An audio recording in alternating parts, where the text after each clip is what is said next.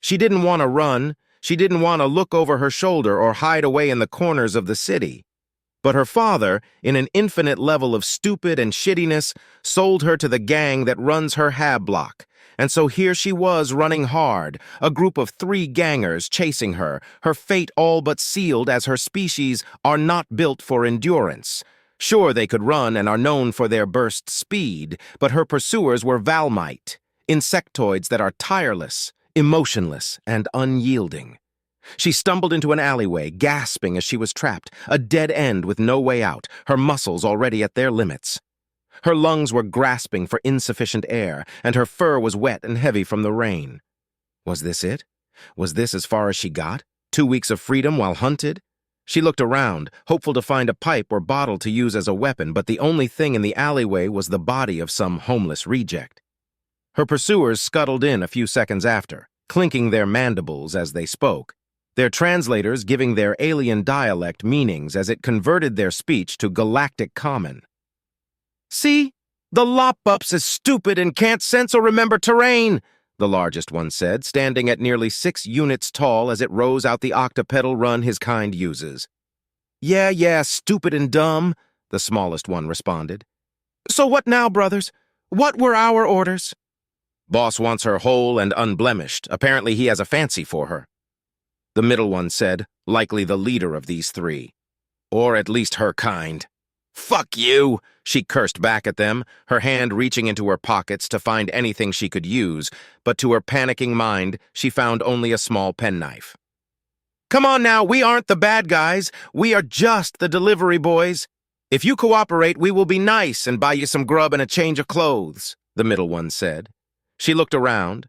There were a few windows above them, but the city was mostly abandoned at this time of night, her chances growing to 0 as she willed herself to break her own rules. Taking a deep breath, she screamed as loud as she can, "Someone, please save me!" The 3 Valmites pounced, their bodies shadowing her from the light of the street like a veil of despair. Shutting her eyes tight, she wasn't ready, but a sick and hard crunch snapped her eyes open. 2 of the Valmites had backed off. The smallest was laying on the floor, its head caved in and a tall alien standing in front of her, its back to her and hands balled into fists, one covered in the thick ichor-like blood of Valmites. "Yeah, I heard enough to know I can't sit back and watch, not when you call out for help like that," the alien said. Its tone and clear voice gave away what it was. A human. She looked around, realizing the homeless person she saw before wasn't dead. But to her, he may as well have been. Humans are worldless and have no rights or protections in the Empire's territories. Their homeworld was destroyed before the Empire found them, and while they are tolerated, they are considered the lowest of the low, worse than the scum chasing her. But then again, this human stepped in and saved her, so maybe if she played her cards right, it would protect her. They have orders to kidnap me and sell me into slavery. Your kind don't stand for such practices. Please help me," she says with a will to sound innocent and desperate. The middle one, quick on the beat and weighing his chances, doesn't miss a chance to quickly retort, "No, her father sold her off to pay off his debt. We're just here to collect," he said, standing a bit more relaxed and gesturing for his larger compatriot to do the same. "Besides, if you help us, we will split the bounty with you. 4,000 credits can go a long way for a hiveless like you." I bet it would," the human said, but pulled out a long, serrated combat knife. "But I am not in the habit of going back on my choices, and I don't need money." It looked over its shoulder to her, its eyes shining red with cybernetic augments. "Are you a citizen of the Empire?" She hesitantly nodded, unsure of why it would ask such a random question. Her kind's homeworld was intact and paid its tithe regularly. "Stay there, I'll deal with the trash, roomie," the human said before charging the Valmites. She had no time to consider its choice of words as the battle unfolded in front of her, and to her shock and slight horror, the human was in full control for the minute it took for him to dispatch the Valmites. His combat knife seemed redundant, as his fist was enough to crack the exoskeletons of the Valmites, but to call what he did anything less than a slaughter was an understatement. The human ripped the larger one's arms and legs off before caving in its thorax with its boot and sliced the middle one into 3 pieces with just 2 quick, effortless swings. Swinging the blade through the air to get most of the blood off, he then wiped the blade clean on a rag before sheathing the weapon again. Looking over at her, he smiled softly. "Don't you worry, Rumi. I will protect you," he said as he walked back over. She stared at the human in shock, her mind recalling as much information she knew about its kind, but her memory was limited, and all she could glean was that the one in front of her and offering a hand was male, taller than average, and most likely a former soldier of some kind. "Thank you. She tailed off, unsure of what she was meant to do. "My name is Dan Smith," he said as he gathered his small collection of possessions. "I am Zaladar Mayaufos, but my friends call me Zale," she said back, unsure of what was going on or what to do, but her mind refocused on the word he used to address her. "What is a roomie?" He smiled wide. "Humans can't rent or own homes, so you are now my roommate. I have more than enough to pay for a few years and other things, but you will be the name of everything. Deal?" he asked, extending a hand to her. She looked at the hand, recognizing the gesture as something void merchants use when they agree on a bargain. Was living with a human worth the risk and stigma? Or was she just being foolish?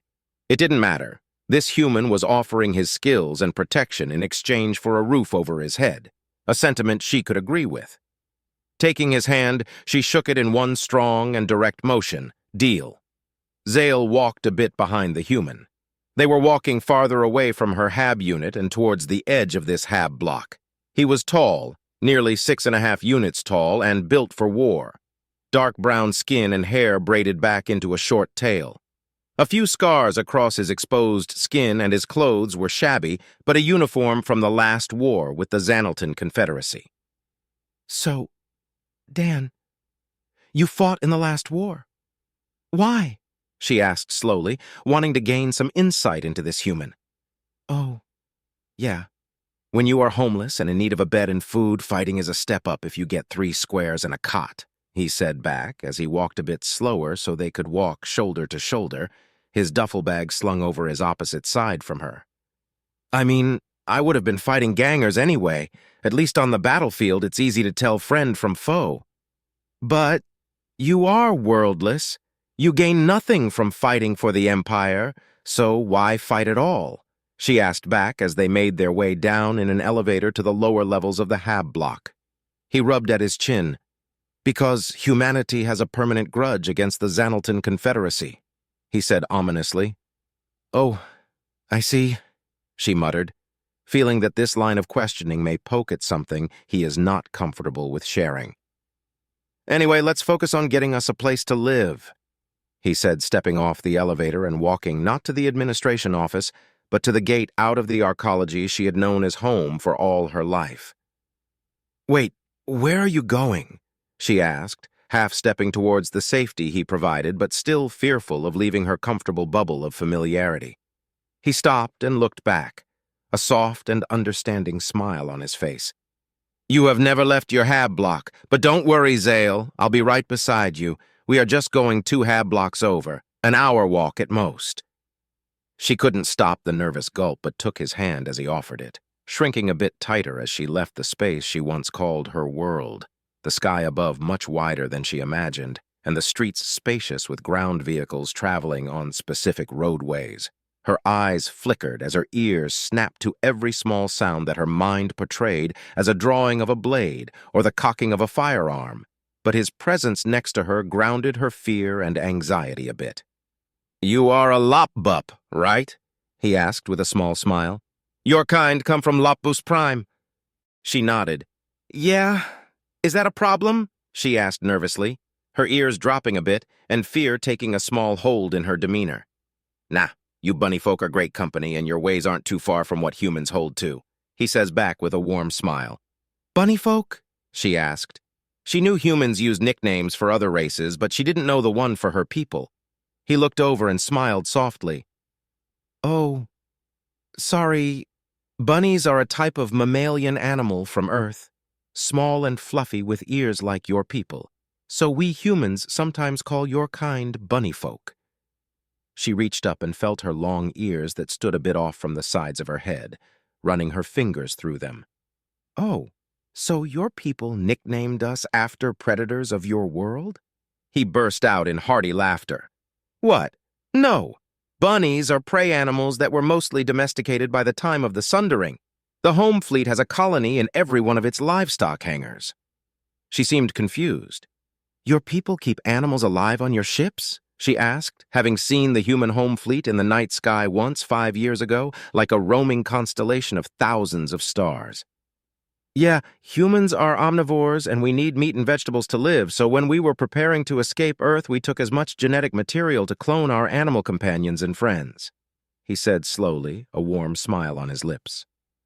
Once we got our hands on artificial gravity tech, we built our first farm bays, and once it was deemed safe, acceptable, and humane, we built one on every ship. She was stunned and shocked by the revelation, and her lips formed her curiosity to sound, "But is it enough to feed a ship?" He smiled. "No, a single farm bay can't feed a whole ship of thousands, but that is what the agri-ships are for." Agricultural ships? She pondered aloud. You have ships in your fleet completely dedicated to growing and feeding your population? Got to go to one once. It was crazy, but somehow completely organized and handled well, he says in a reminiscing tone. One agri-ship can feed about 50 ships or one of our supercarriers. She feels a bit off and nervous. Should you be telling me this? He smiled. There is a saying to anyone that deals with the home fleet, watch your fire or see your world crack.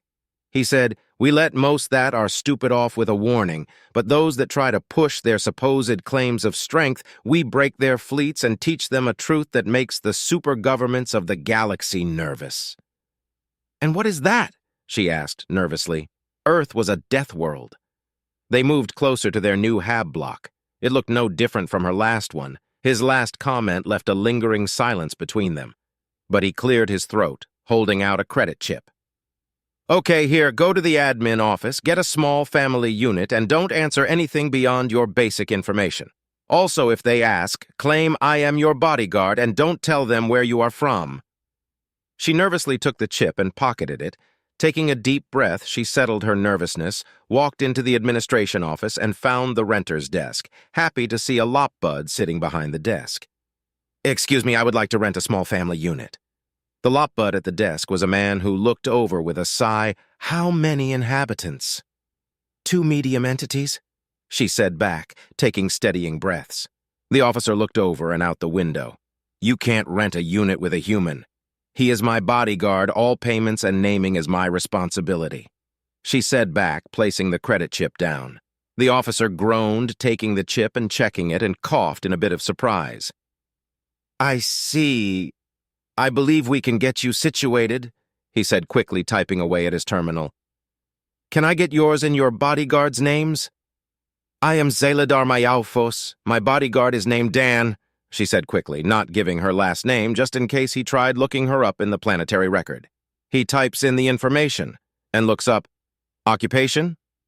Self-employed, but my business is legal and allowed in Empire space. It's not important enough for you to record it, she says, trying to sound confident and in control. The officer seemed confused and looked at the readout on the credit chip. Very well. I have a unit free for habitation on level 56, grid B, door 320. Let me get you the key badges, he said, standing up and walking over to the locker behind him, getting the 2 badges out for her and Dan. Please run the first 2 payments now, she said, taking the badges and clipping one to her belt. Of course, the officer said, and typed in something in the chip reader. A soft beep from his phone gave way to his taking of some of the money for himself.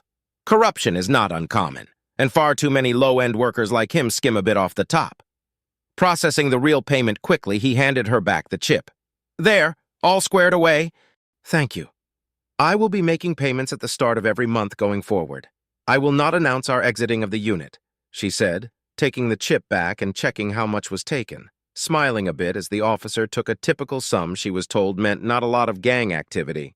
Understandable, we hope you will enjoy your stay here, the officer said as she walked away. Dan looked over as she stepped out. So, 56B 320 and the office took less than in my last hab block? So fewer gangs, she said optimistically. He smiled softly and looked about, spotting what he suspected, only one gang marker drawn over others. That's good. But I think the cut was less because there is only one gang here, and they have a monopoly on illegal activity and a better control on the administration. She frowned, having not considered that possibility. Oh, is that bad? He patted her head, the gesture somehow cheering her up and out of her saddened state of mind. No, it's not bad as long as they aren't affiliated with the gang that has your father's debt. And besides, I don't think we will be staying on the world long anyway. What? She said, shocked as they walked to the elevator. Yeah, sorry to say this, but a gang that can house and keep Valmite will have the influence to hunt you down anywhere on this planet, he said as the elevator started to move. We just needed somewhere with access to the data net and walls for defense while I call in a ride. Call a ride? Like from the home fleet? She asked nervously. The thought of leaving her birth world is the favorite dream of all children, to travel the void and see the distant worlds only spoken of in news and stories. He chuckles. No, not the fleet. Just a friend that should be passing through. She should be here in a month or two, he says, but looks about as the elevator stops halfway up the massive structure and the maintenance sign flickered on as the doors opened. Come on. There's another elevator nearby. As they walked, she felt a chill run down her fur, like a charge of static setting her nerves on end. Why does it feel like someone is watching me? She asked. Because we were just scanned. The wall we passed has a sensor suite built under it, he whispered, taking her hand gently and keeping her moving. What? Why? Who? She asked quickly, her ears perking up and scanning the area. Most likely the gang that runs the Hab block, he said with a smile. They are trying to figure us out. See, the chip I gave you marked you as a diplomat, but one that doesn't say to which government you belong. What? She asked, horrified, feeling like she was used. Relax. They are confused because I am here. No diplomat would hire a human as a bodyguard, he said softly as they reached a new elevator, pressing the call button. Are we in danger? She asked, softly. Not yet, but when we get to the unit, I need you to make a barricade to hide behind. With luck, I can get them to back off, however. It may still get messy, he says as they ride the elevator up to the 56th floor.